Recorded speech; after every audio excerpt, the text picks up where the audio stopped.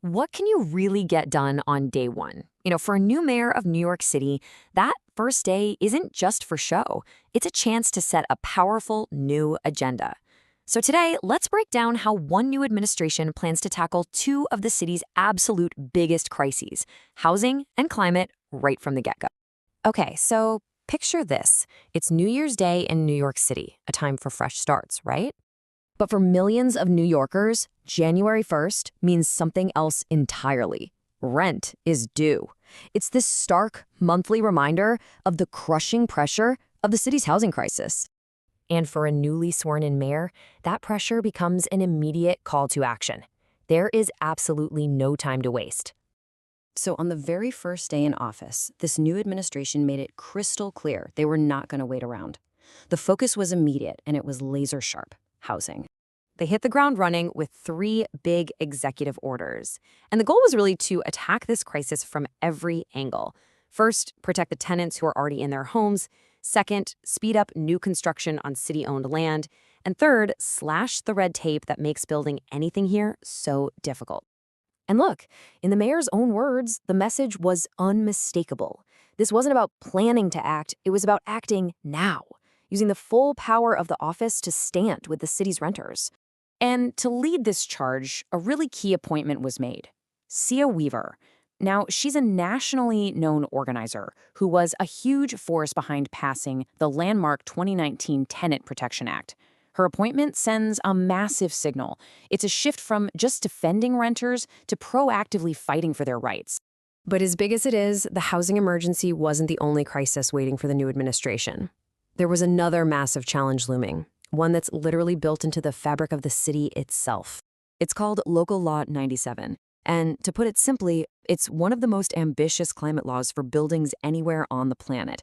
It requires New York's biggest buildings to slash their carbon footprint or face some seriously steep fines.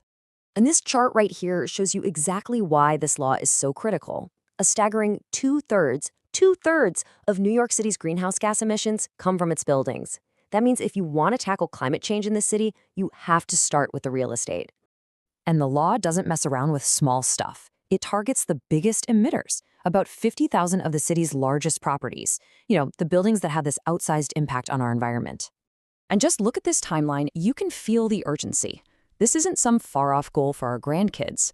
The first compliance period is already underway, and the emissions limits are only going to get tougher. For building owners, the clock is very, very much ticking. So let's just recap for a second. You have two monumental crises: an immediate, in-your-face housing emergency and a ticking time bomb on climate emissions. How can a city possibly solve both at the same time? Well, as it turns out, a potential roadmap landed right on the new mayor's desk. It came in the form of a policy memo from the state's solar industry, and it was framed as a solar and storage playbook designed to help the new administration hit its really ambitious goals for both affordability and resilience. Now, this playbook wasn't just theory. It laid out a very specific strategy, and the core idea was brilliant: connect the dots. Use solar power as a tool to tackle both the housing crisis and those tough emissions targets from Local Law 97. And this is where it gets really interesting. This is where we see a potential path to actually link the mayor's day one housing agenda with the city's long-term climate goals. It's a fascinating idea. So the question becomes, is it actually possible? Can you find a single strategy that addresses both the crushing cost of housing and the carbon pouring out of our buildings? Well, the core idea is to look at the city's rooftops in a whole new way, not just as roofs, but as these untapped power plants, especially on the very buildings where the housing crisis hits hardest. The playbook proposes a true win-win scenario. Okay, so for affordable housing, the key is making tax credits refundable. See, a lot of affordable housing providers don't have enough tax bills to use a normal credit, so getting a direct refund makes solar installation actually possible for them. This lowers their operating costs, which helps keep rents stable.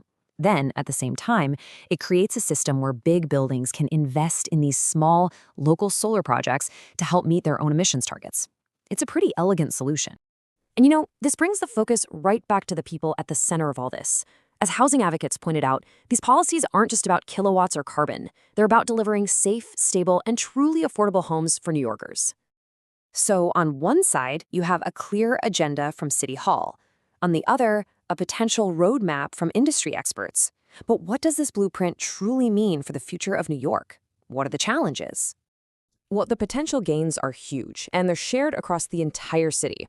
We're talking about lower energy bills for working families, more reliable power during blackouts thanks to battery storage, thousands of local green jobs, and, of course, cleaner air for everyone by retiring the city's dirtiest power plants.